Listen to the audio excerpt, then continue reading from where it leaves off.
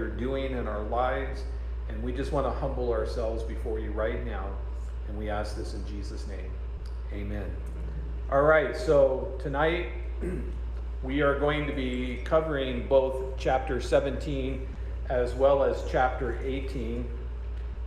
But before we do that, I want to remind us of a verse that we looked at last week, and it was in chapter 16, verse 19, because I want to correct something I think I said last week. But it says there, the great city of Babylon split into 3 sections, and the cities of many nations fell into heaps of rubble. So God remembered all of Babylon's sins, and he made her drink the cup that was filled with the wine of his fierce wrath. So I pointed out, because I think I mentioned last week that the great city was Jerusalem, but it isn't, it's Babylon. And when you think of chapter 16, what you want to remember is that chapter 16 basically brings us to the end of the tribulation period. If you can think of chapter 17 and 18 as God inserting additional information for us to have, but kind of chronologically, if you will, if you went from chapter 16 to chapter 19, you would come from the end of chapter 16 right to the second coming of Jesus. So in chapter 17 and 18, what we see here is really about 2 things. In chapter 17, because we're going to see mention here, the mention of the city Babylon, and I'm going to talk about when we get into chapter 18 what that city might be. But in chapter 17, we have described for us what I would call religious Babylon, and then in chapter 18 you have what you might call commercial Babylon. What you want to remember about this city that we're going to be focusing on is that it becomes really 3 things. It becomes the political, the religious, and commercial center of the world. And so all 3 of those things come into play as a result of that. And the other thing that you want to keep in mind is that in this city is going to be the place, I'm going to talk about this in a moment, but this will be the place where the world's religions will unite. Probably all of us have heard the term one world religion. I really don't think that is necessarily a good phrase to use, because a lot of times when you think about a one world religion, it can convey the idea that all the other religions go away and that there's just one belief system and everybody's a part of that belief system, but that's not really the case. And again, I'll touch on that as we go along. So let's begin reading verses 1 through 6 to begin with. And it says, Then one of the 7 angels who had the 7 bowls came and said to me, Come, I will show you the judgment of the great prostitute who is seated on many waters, with whom the kings of the earth have committed sexual immorality, and with the wine of whose sexual immorality the dwellers on the earth have become drunk.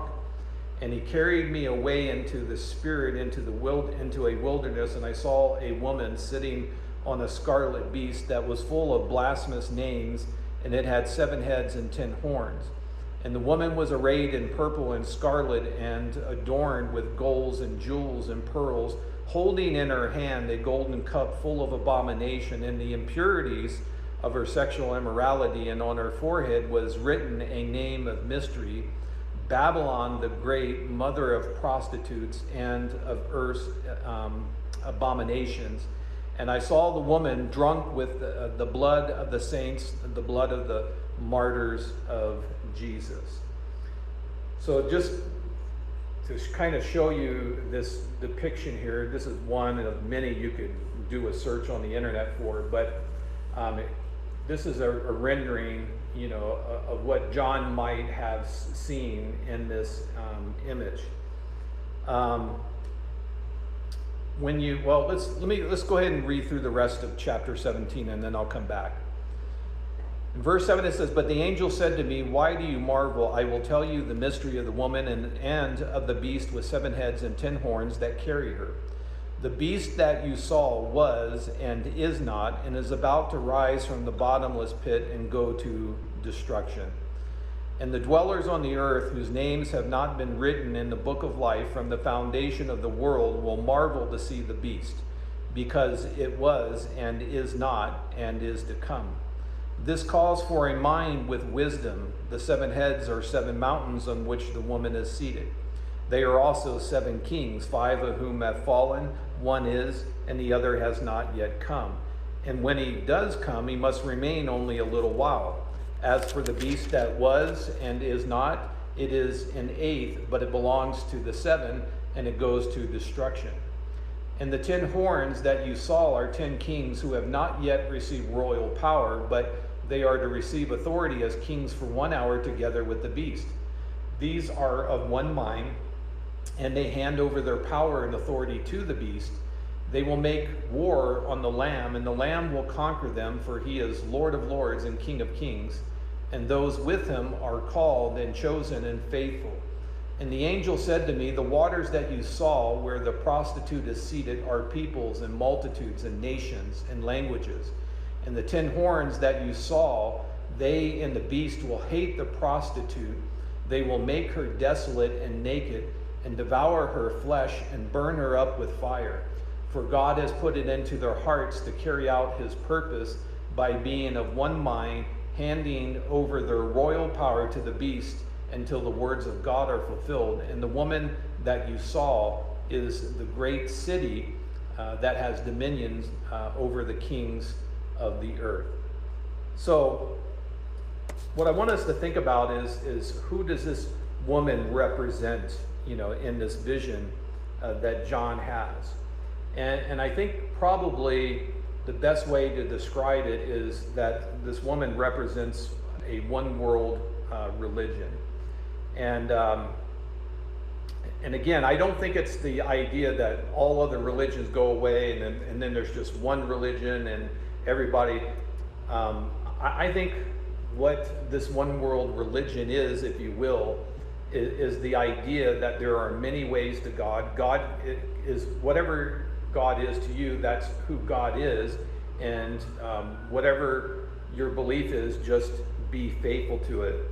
I found this depiction here, the idea that all roads lead to God. And I think that is what all the religions of the world at the beginning of the tribulation period will all come together and unite under the idea that, in a sense, we all believe in God. It's just that we all have different ideas of how we come to God or what God might be exactly. When you see some of the terms there that are used, whether it's your translation uses the word harlot or prostitute, it's basically the same thing. It's a metaphor for false religions, that people are giving into these false religions and worshiping something that isn't true. And notice also that it uses the word great, a great prostitute, which I think conveys to us that this will have great influence on the world. And I want you to notice again what is said in verse 2. With whom the kings of the earth have committed sexual immorality, with the wine of whose sexual immorality the dwellers on the earth have become drunk. And so I think what is conveyed there is that this one world religion is going to have this movement, and I think maybe that's a better way of putting it, is that this movement, when the Antichrist comes onto the scene, is going to have the backing of the world governments. Basically, everyone's going to say, let's just all get along. Let's agree that what we believe all leads to the same place. The way I would maybe put it is, have you ever had an argument with someone, or a discussion with someone, argument, whatever you want to call it, where you seem to be arguing about an idea, but when it's all said and done, you come to realize that you are agreeing on the same thing, right? Have you ever had that? You know, you're going back and forth with somebody, and then at the very end, you realize that you agreed with one another, but you were just coming from different perspectives. And I think that's going to be the idea of this movement, is that all the religions, but you know, we already kind of see this in a sense in a lot of major cities. You see religious leaders saying, hey, let's come together, let's sit down, let's talk, let's pray together. And so, but understand that the Antichrist is simply going to be using this one world religion, and I'll come back to that in just a moment. Now, notice again, he said there in verse 8, and he's talking about the beast, and he says, was, you know, he was and is not, and is about to rise from the bottomless pit. Now, there's two basically thoughts as to what this is referring to. The most common thought is that this is referring to, remember, we've already talked about how that many believe that the Antichrist is going to receive a mortal wound, he's going to appear to die, and then come back to life. So that's one idea as to what is being referred to in verse 8. The other idea is not as common as the first one, and that is it's the Roman Empire coming back to life, so to speak. Now, this beast that John saw, again, remember it said that it had 7 heads and 10 horns, and it said there in verse 9, it says, this calls for a mind with wisdom. The 7 heads are 7 mountains. Now, what's important to keep in mind is if you have like the NIV, you'll notice that it uses the word hills. And I think that that's an important distinction, because many associate the idea of 7 hills with a city. And you know, if you know, Rome is kind of known as the city on 7 hills, right? And so a lot of times the beast is associated with the Catholic Church, but I don't think that that is the intention there. So he has 7 heads or 7 mountains, and notice that it also says that they are also 7 kings. Now, you want to remember that a king is synonymous with his kingdom. So we've talked about this before. When you think of the kingdom of Babylon, right, we think of Nebuchadnezzar. When you think of Persia, you think of guys like Cyrus and them. Greece, you think of Alexander the Great. So keep in mind as we read about the beast, and sometimes it's referring to the Antichrist, sometimes it's referring to his kingdom, and those are interchangeable. Now, he says there that these 7 mountains are, again, I believe these 7 mountains are reference to 7 kingdoms. And he says 5 have fallen, one is, and the other is yet to come. So to give you kind of this idea or outline here, so the 5 that are fallen, and remember, these are world empires. These are not just kingdoms in the world, but these have been world empires. And so you see that the first 5 that have fallen are Egypt, Assyria, Babylon, Persia, and Greece. Okay, so those are the 5. And then you look at the one is, of course, at the time when John wrote the book of Revelation, the Roman Empire was the current ruling empire of the world. And then there's one that has yet to come, and this is what we refer to as the kingdom of the Antichrist. All right, so I want you to again notice that picture, okay? And as you think about the picture, think about, again, verse 11 in the New Living Translation, and it says this: the scarlet beast that was but is not longer, should be, but is no longer, is the 8th king. He is like the other 7, and he too is headed for destruction. So now it's talking about the Antichrist, who's going to be ruling over this kingdom. Notice also in verse 12 that we're told that this beast has 10 horns, right? And I want to go back to this picture here. some of the heads, it's kind of hard to tell. Like, you can kind of see the one has two horns, but a lot of times when you see different depictions of the beast, what you'll usually have is one head will have one horn, and then it'll be like 5 of them will have one horn, but there'll be, or 4 of them will have one horn, but 3 of them will have 2 horns. But that's not really how we should understand that. So, talks about these 10 horns are also 10 kings, which again you want to keep in mind is associated with the kingdom of the Antichrist. Now, I want to remind us of what we talked about, what we read back in Daniel. In Daniel chapter 9, verse 23, it said this: "He gave me this explanation. The 4th beast is a 4th kingdom that will appear on earth.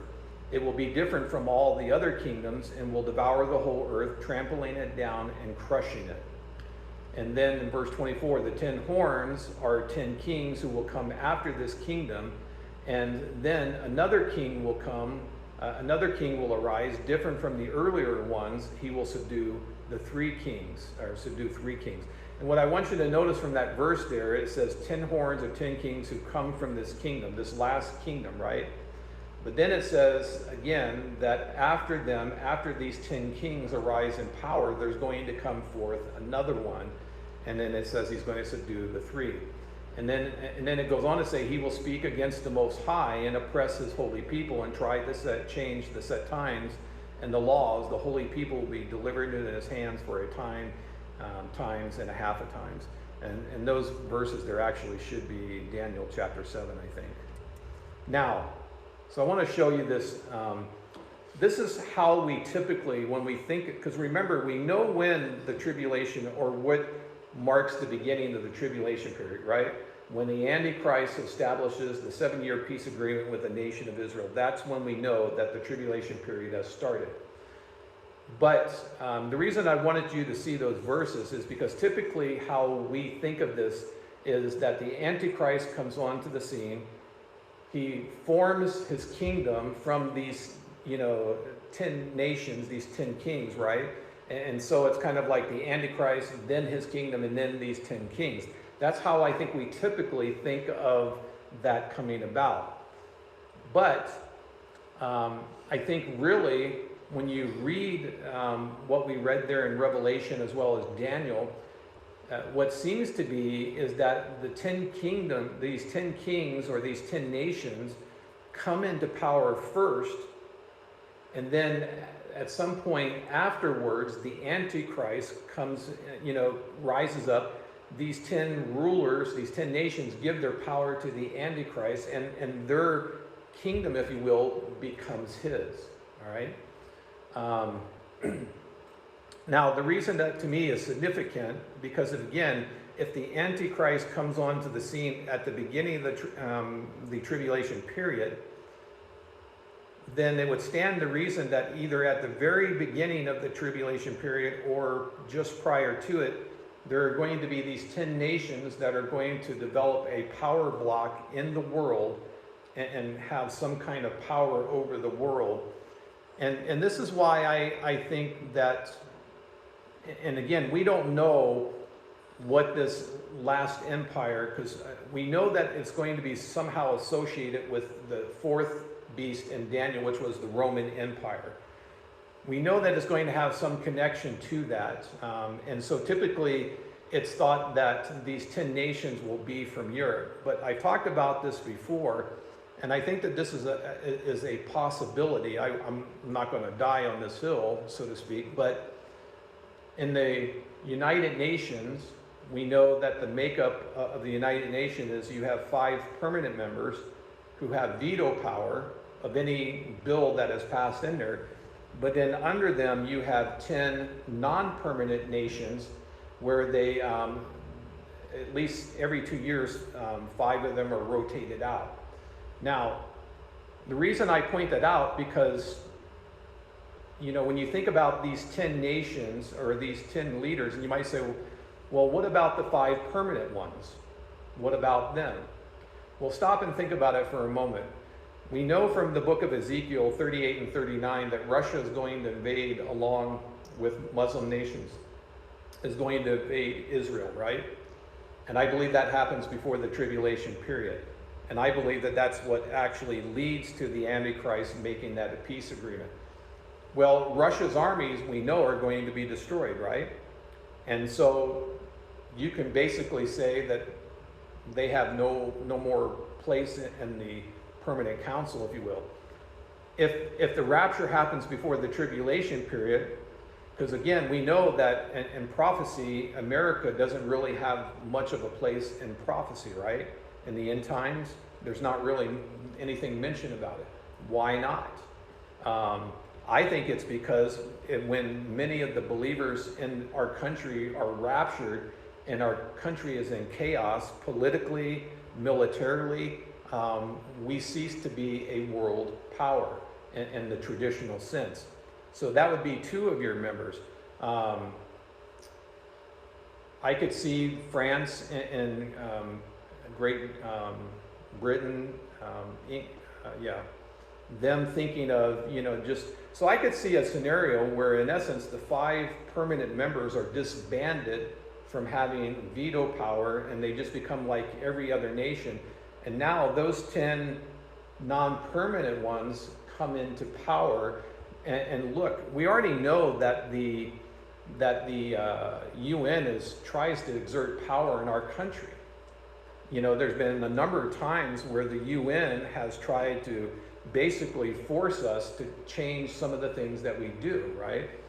And the only reason they can't do it is because they have no power, to do it, because we have the right, as a permanent nation, we have the right to veto anything that the UN passes.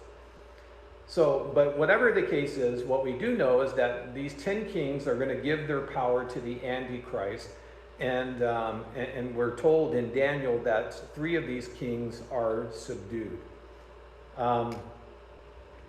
I kind of suspect what will happen is that when these 10 kings give power to the Antichrist, at some point, 3 of those nations are going to maybe have second thoughts. Maybe we shouldn't have given our authority over to this individual, and the king is going to the Antichrist is going to quickly put that down. Now, what I want you to think about, though, because again, what we see here in chapter 17 has to deal with religious Babylon. And I want you to think about that for a moment. Why religious Babylon? Why is Babylon here? And again, remember this city, whatever city this is, and I will tell you that many believe, or I shouldn't say many, some believe that the ancient city of Babylon will be rebuilt and it will become kind of the religious center, the political center, the commerce, economic center of the world. I don't know that I believe that. I think this reference to the city of Babylon will actually be an existing city today that is known by something else. But what we do know is that at some point, these 10 kings, along with the Antichrist, is going to turn against this prostitute. And so let me finish what I was going to say just a moment ago. So why is Babylon here being used as a reference to religion, if you will? Where do all religions have their beginning, aside from Christianity? Think about that for a moment. Where do all religions have their beginning? Okay, but when you say Babylon, which Babylon? Oh, Babel, okay. Babel, yeah, but that Tower of Babel was located in Babylon, right? And remember why they built the tower in the first place. Basically, what they were doing is they were saying, we don't need God, we will build a way to heaven, if you will, ourselves.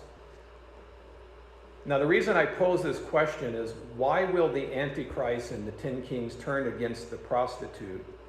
And I want you to think about the word Antichrist, okay? What does the word anti mean? Okay, that's one meaning.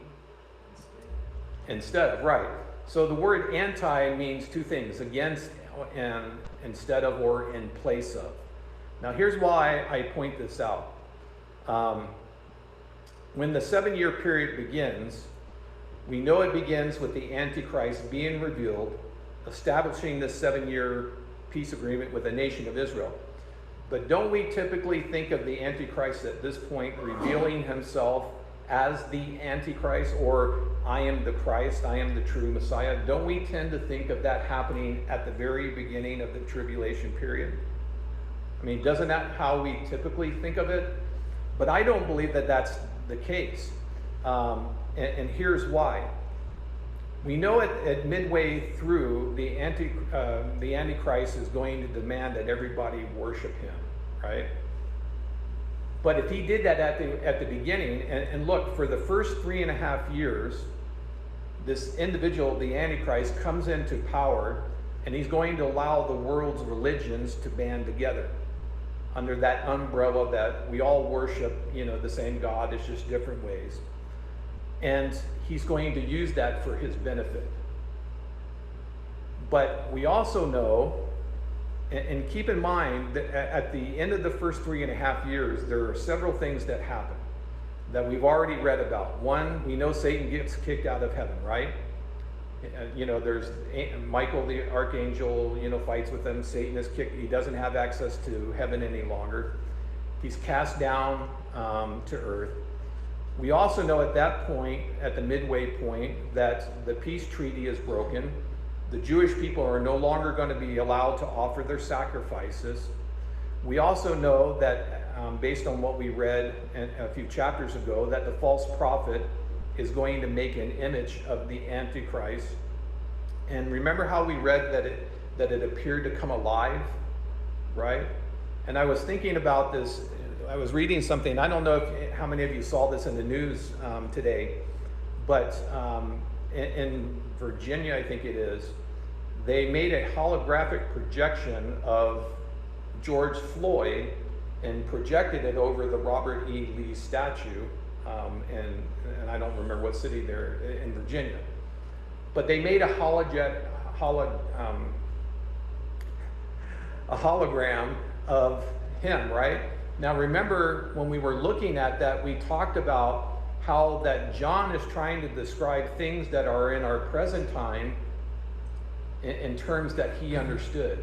So if John saw a holographic image of the Antichrist, for you and I, we would know what that is, right? But for him, he wouldn't know. So he would see this image of the Antichrist that would appear to be live, right?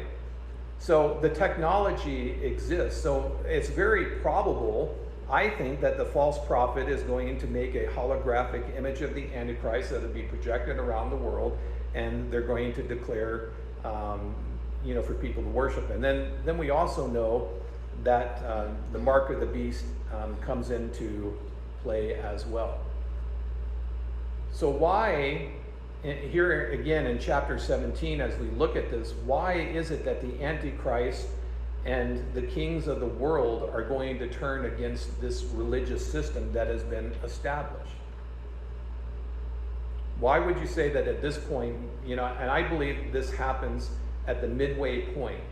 So look again, and of course, one of the things I didn't have up there is that we know, based on 2 Thessalonians, that at some point, and I believe it'll be in the second 3.5 years, that the Antichrist is going to seat himself in the temple and proclaim himself to be God. So if you were to throw that up there on the screen as well, why, after 3.5 years, allowing the world's religions to band together under the idea that, we all worship the same God, all of a sudden, he and the kings of the world turn against this religious system? And when I say turn against it, I believe that what he, in essence, and the kings of the world do is they say, you can no longer worship this way. Why would they at this point?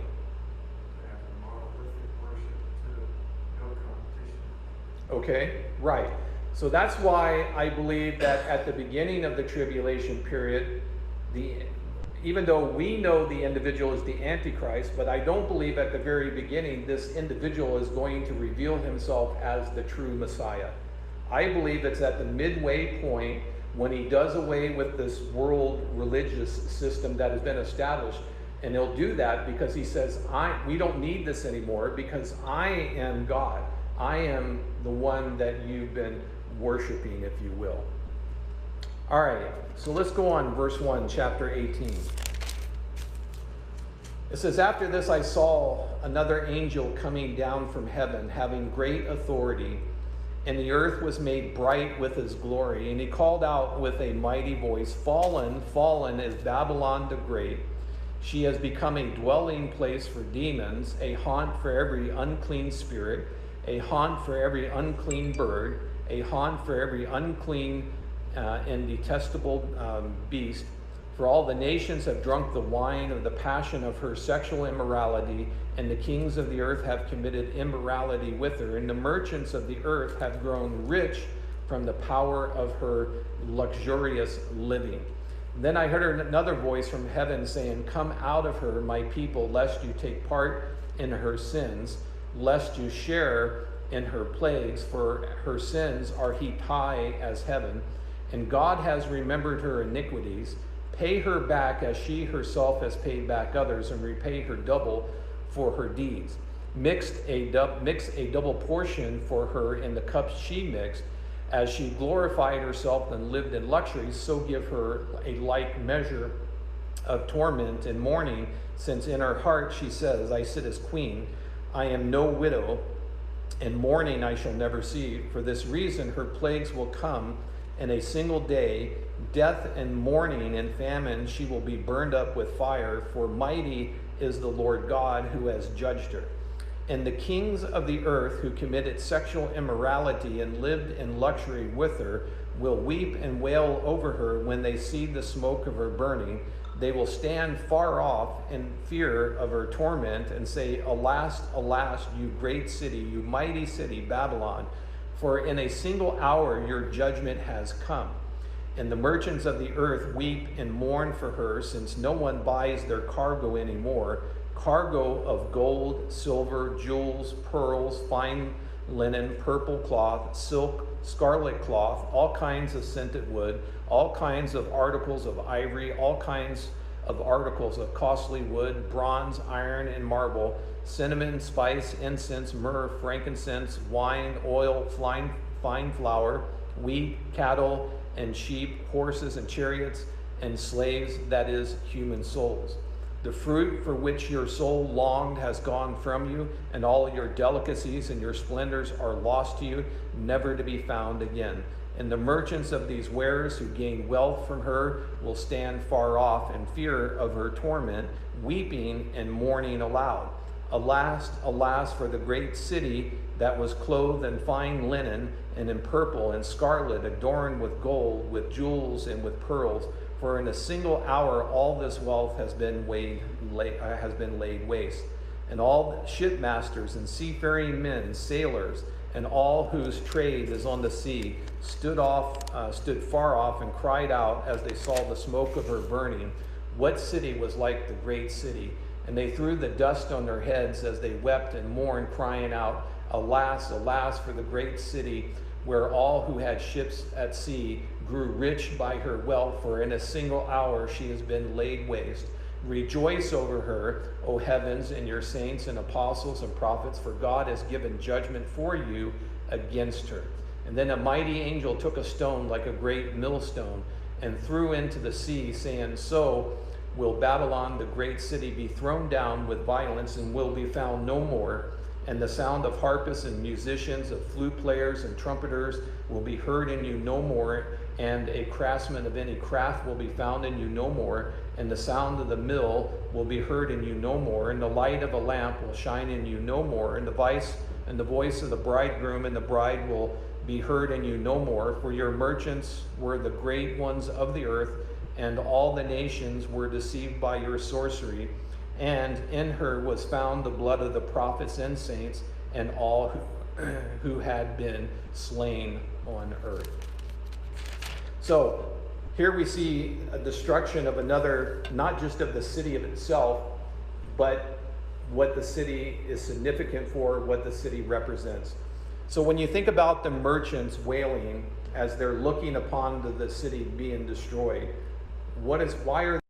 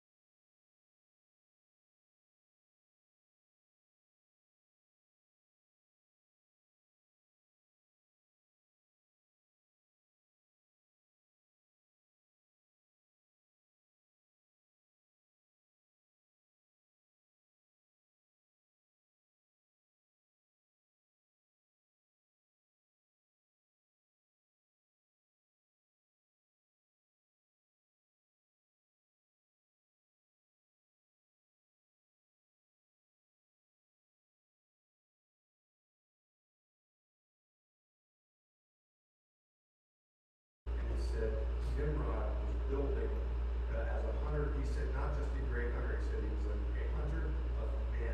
right? And he said this was the destruction that we're even describing right now. Yeah. So again, what you see, and that's why I said if you want to control the world, you want to control money. So let's think about that for a moment. How does the Antichrist, because how this ties in with the city that is referred to as Babylon, is because I believe that this is the headquarters for the Antichrist. It's where he will, in a sense, rule the world from. How does he control money? Okay, right, the mark of the beast, right? Now, everybody who takes the mark will do so as kind of an act of worship, but that's how the Antichrist is going to control money in the world. If you control money, you control the world, right? Now, you might say, now remember how, I think it was in the sixth plague, and just as a side note, in chapter 16, when we looked at the 7 last plagues that are poured out, I believe they happened not just in the last 3.5 years, but I believe they happened towards the end of the last 3.5 years. So at that midway point, when all those things we talked about happened, I don't think that immediately the plagues and all that we read about happened at that point. Because when you think about how some of these things that were conveyed about this city, when you look at, like in verse 22, when it said, the sound of harpists and musicians, of flute players and trumpeters will be heard in you no more, and a craftsman of any craft will be found in you no more, and the sound of the mill will be heard in you no more, the light of a lamp will shine in you no more, the voice of a bridegroom and bride will be heard in you no more. When you think about that, and again, that's talking about what life was like in the city before the city is destroyed. So how would you describe life in the city before its destruction? New York. Okay, we'll come back to that in a minute. But I mean, what kind of life will people have, generally speaking, in that city? What does that seem to kind of describe? You know, the flute players, all of that, the bride and bridegroom, okay, yeah, and I think you could also probably say that it describes an aspect of where life is good and people are prosperous in the city. Now, I think probably at this point at time, and again, we're basically at the end of the tribulation period at this point. I think that you could probably classify the world in terms of people, not only as saved and unsaved, but I think you could also classify it as those who have money and those who don't. Those who are wealthy and those who are, I think the idea of middle class goes away at this point. Now, having said that, you might look at it, and what I was going to say a moment ago, remember in chapter 16 that the 6th plague where the kings of the east, which most believe is China, comes over And I think initially the idea is that they will come over to fight against the Antichrist and his armies, but then all the armies together will join to fight against Jesus when he returns. We know today that China is a communist country, right? How would you imagine a communist country giving over their authority to an individual? If it became a communist-dominated ideology. Possibly, or if 99%, and what you got to remember right now, China is an economic powerhouse in the world, whether you like the country or not. But they have, I mean, who owns a lot of our debt? China does, right? And so they have become an economic powerhouse in the world. But let's say, as an example, if 99% of the world goes to this cashless system controlled by the Antichrist, China's not going to really have much of a choice, right? Because their economy will collapse if they're not a part of the world economy. So they, I think, will be kind of controlled in this in some way. One other thing I was thinking about too, because, you know, how do people come to a place of giving this absolute authority to an individual who claims to be God? You know, how do they do that? Well, we know that the false prophet is going to do some signs that are going to appear to be miraculous, right? Which would seem to give weight to them. But what incentive would there for people to basically give over their money, their identity to this individual? I was thinking about this. As you guys know, during this pandemic, right, that the federal government has been giving people $600 a month in unemployment benefits, right? So if you stop and think about it, if you're an individual on unemployment, if you just made the unemployment from the state and you didn't have federal money, you probably get, depending on what you made over the previous year, you might get $250, $300 a week, right? Add another $600 a week to that, and how much are you going to get roughly every month while you're on unemployment? $900 a week times 4 is $3,600 a month, right? Would you agree that's a lot of money? Now, do you understand why a lot of people are angry that the $600 is going away? And now that they're looking to create another stimulus package, you've got Democrats who want to keep that $600. The Republicans want to reduce it to $200 a week. The Democrats want to keep it at $600 a week. Do you understand why? Why would political leaders want to keep that? Even though everybody knows that that's going to, in the long term, hurt our country financially. Keep people from having personal responsibility and independence for their own labor. Okay, yeah. I mean, that's definitely a factor. But think about it this way. If you're an individual who had a regular job, and I mean, how many people make $3,600 a month? If you were an individual who worked a regular job, and let's say that you made half that money every month, and now you're getting $3,600, do you understand why a lot of people don't want to go back to work? Because they're making more money not working, right? So I don't have to work. I get more money than when I was working, and I have a better life now because I can do things that I couldn't do when I was working my job because I'm getting more money from the government. Now, if you're an individual in that situation and you've got one side says that we want to reduce your money, and you got another side that says we want to increase your money, who do you think a lot of people are going to want to vote for? Yeah, you're going to go for the group that says, yeah, we want to keep your benefits higher, right? And so can you understand how that the Antichrist can use the financial aspect to attract people to him by saying that even though maybe the middle class goes away, but you know what, if you're an individual and you're struggling, we'll take care of you. We'll provide for you financially, and you'll have you won't be rolling in money, but you'll have a fairly decent life. We'll provide for you the things that we need. And so you can see how easily people will give over, control of their life to somebody who, and look, here's the thing, he's going to convey it that I will make your life better. And maybe to a certain degree it is.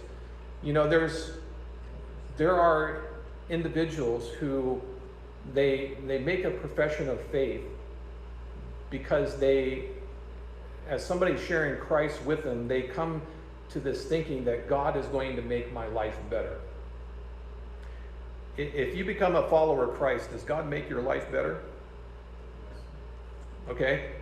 How does he make your life better? The assurance that he is always there, that he provides for our needs, that we have a hope to look forward to, assured, and he keeps all the promises. He gives us security in him. Okay. Yeah. So basically, adding to that, what he does is God makes our lives better because what he offers us is eternal, not just temporal. But what happens is people give their, quote, make a profession of faith because they believe that God's going to make their life better here, temporal. But as we know, a lot of times that doesn't happen, right? Sometimes it gets harder. And so then what happens is people get disillusioned and they thought, well, I thought my life was going to be better. My life isn't better, so why follow God? All of that to say that when an individual comes along who claims to be God, who says that I'm going to make your life here better, and he actually does, to a certain degree, make your life better, can you understand why individuals will say, well, he must be who he says he is, right? And I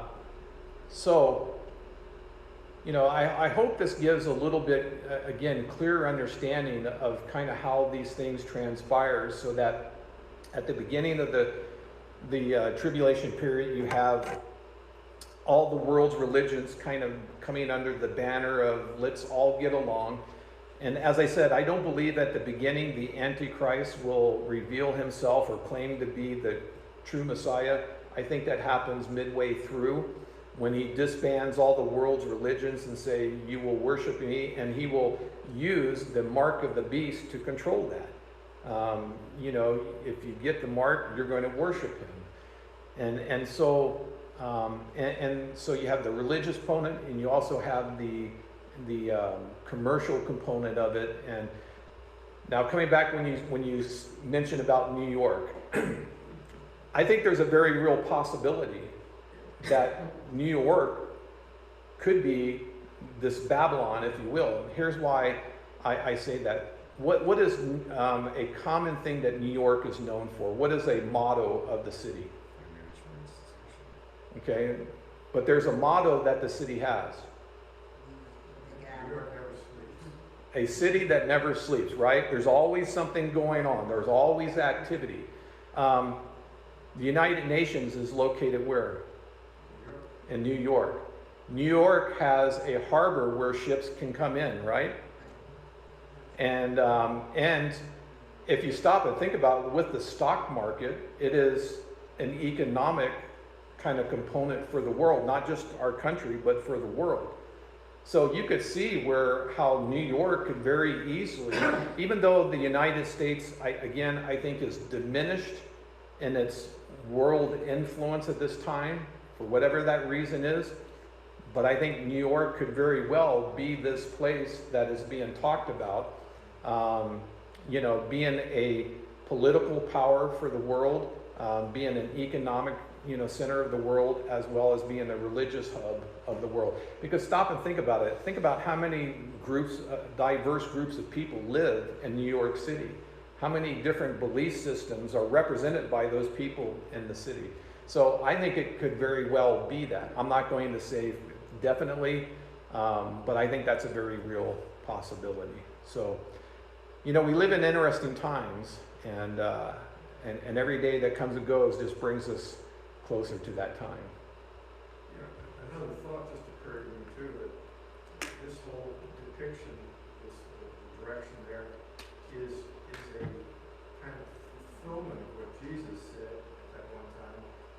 You cannot serve God and money.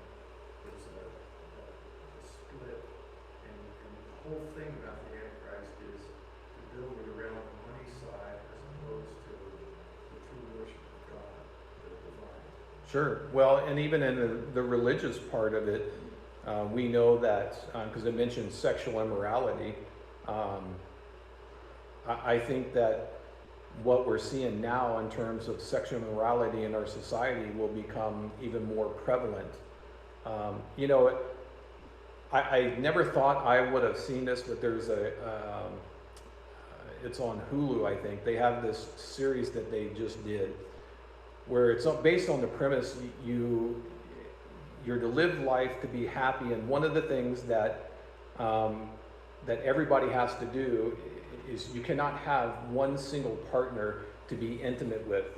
You have to be willing to be intimate with anybody and everybody, but you cannot have one individual that you're intimate with. And it's like, wow. And you know, what's to say that when this world's religions come together, that this doesn't become the mindset that people have? You know, hey, you know, just be with whoever you want to be. It doesn't matter, you know. We have the freedom to do that.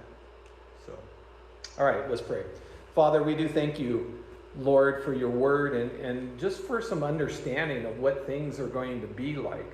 You know, obviously, Lord, last week, as we looked at chapter 16, we saw the plagues that are going to be unleashed upon the world. And I think that, you know, that is kind of what we've been reading about, especially the destruction of the city here in chapter 18.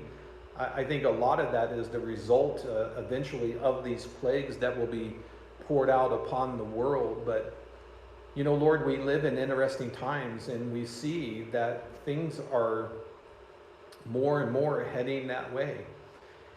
And so, Father, help us, as I mentioned this morning, help us, Lord, to be people who are diligent and faithful to what we believe. Help us, Lord, to be people who are living holy and righteous lives, so that our lives become a witness of what we believe, so that we're not people who say one thing and do something else, but that when people look at us, that they don't look at us and see people who are, quote, religious, but that when we look at our lives, that they know that Jesus is the most important thing of our life, that we live our life based around our faith in Jesus Christ. And because, Lord, there's a lot of these horrible things that are going to be coming upon the world. And some of these things I know people will look at and say, oh, it could never happen. But in a way, we're already seeing the early beginnings of these things happening in our society right now. And so it's not a stretch to think that these things will go full-fledged into the tribulation period. So, Lord, help us to be people who reach as many people in this world around us for you, for your kingdom, as we can. Because we don't know how much more time there is, and we want to be diligent with that time. So we thank you again for tonight, and we just ask that you would bless the rest of our evening for your glory.